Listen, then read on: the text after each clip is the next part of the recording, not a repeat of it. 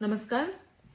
सम्पूर्ण सिक्किमेली जनतालाई म कोमल चामलिङ एसडीएफ पार्टीको तर्फबाट फेरि पनि एसआईआर सम्बन्धित केही कुरा राख्न चाहन्छु। अहिले हालैमा सिक्किममा एसआईआर को प्रोसेस चलिरहेको छ। यो भोटर लिस्टको जुन शुद्धिकरणको या रिभ्यूको प्रोसेस चलिरहेको छ, यसमा सारा सम्पूर्ण सिक्किमेली जनताले भाग लिएर 28 तारिक जुनसम्म हामीले आफ्नो इन्युमरेसन फर्म्स पनि हामीले सबमिट गरिसकेको छौं आफ्नो बीएलओसलाई। अनि यस पश्चात हामीले के चाल पायौं इलेक्सन कमिशनबाट भने चाहिँ कि सिक्किममा 38,000 लगभग भोटर्सको नाम काटिसकेको छ। अनि यो भोटर लिस्टबाट नाम काटिनुको कारण धेरै छ। कतिजना डेड भोटर्स होला, कतिजना यहाँदेखि सरिसकेको भोटर्स होला, कतिजनाले चाहिँ तर आफ्नो इन्युमरेसन फर्म समयमा फिल गरेर नदिनु सक्नुको कारणले गर्दाखेरि पनि उहाँहरूको नाम भोटर लिस्टबाट काटिसकेको छ।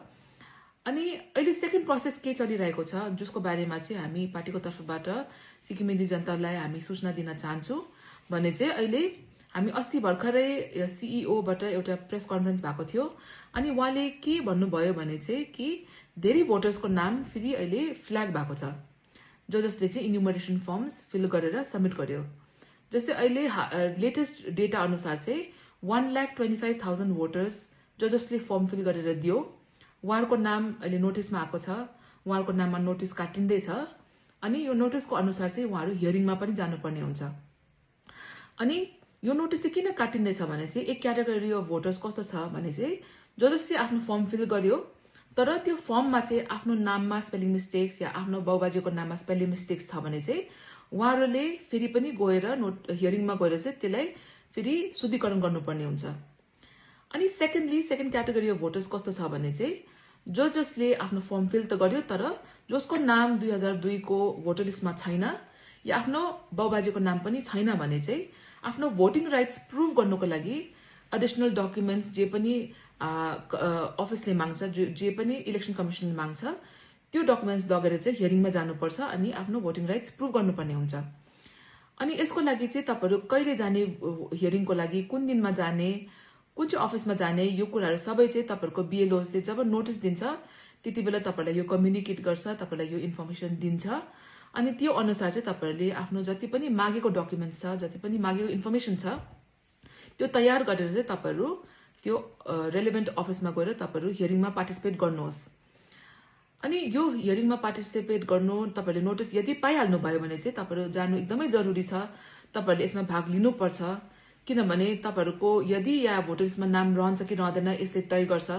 त्यसकारणले गर्दाखेरि तपाईले एकदमै यो प्रोसेसलाई सिरियसली लिएर आफ्नो डेमोक्रेटिक राइट्स आफै प्रोटेक्ट गर्ने काम गर्नुहोस्। तपाईले यसलाई लाइटली नलिनुहोस्। तपाईहरुलाई नोटिस आयो भने तपाईहरु जानुहोस् भनेर हामी यो सूचना दिन चाहन्छु। अर्को कुरा चाहिँ के छ भने चाहिँ कि इलेक्सन कमिसनले एउटा डाइरेक्टिभ दिइसकेको छ कि यदि तपाईहरु हियरिङमा जानुभयो भने त्यो हियरिङ चाहिँ भिडियो रेकर्डेड हुनुपर्छ फ्युचर एभिडेन्सको लागि।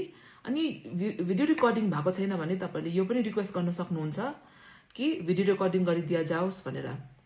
अनि यो चाहिँ तपाईहरु आफ्नो राइट्स माथि आफै सचेत भएर तपाईले यो रिक्वेस्ट गर्नुहोस् यदि भएको छैन भने। अनि तपाईले यो प्रोसेसमा भाग लिनुहोस् किनभने यदि तपाईहरुले भाग लिनु भएन या के कारणले गर्दाखेरि तपाईहरुको नाम भोटर लिस्टबाट काटियो भने चाहिँ तपाईहरुको फेरि पनि नाम भोटर लिस्टमा हाल्नुको लागि धेरै गाह्रो प्रोसेस छ, धेरै लामो प्रोसेस छ। अनि अहिले नै अपर्च्युनिटी पाएको बेलामा तपाईहरुले यसलाई सिरियसली लिएर तपाईहरुले जति पनि इन्फर्मेसन मागेको छ त्योसँग गएर चाहिँ तपाईहरु हियरिङमा जानुहोस्। अनि जति डकुमेन्ट्स लानुहुन्छ त्यसलाई चाहिँ अटेस्ट गरेर लानुपर्छ। अनि ओथ कमिसनरले अटेस्ट गरेकोले हुँदैन, तपाईहरुले सब डिभिजनल म्याजिस्ट्रेटबाट अटेस्ट गरेर चाहिँ तपाईहरु हियरिङमा जानुहोस् भनेर हामी यो इम्पोर्टेन्ट इन्फर्मेसन दिन चाहन्छु। यो एसआईआर को प्रोसेस अहिले एकदमै इम्पोर्टेन्ट प्रोसेस चलिरहेको छ। इन्डियाभरि धेरैजना भोटर लिस्टबाट नाम काटिएर उहाँहरूको भोटिङ राइट्स चाहिँ अहिले छिनिएको छ।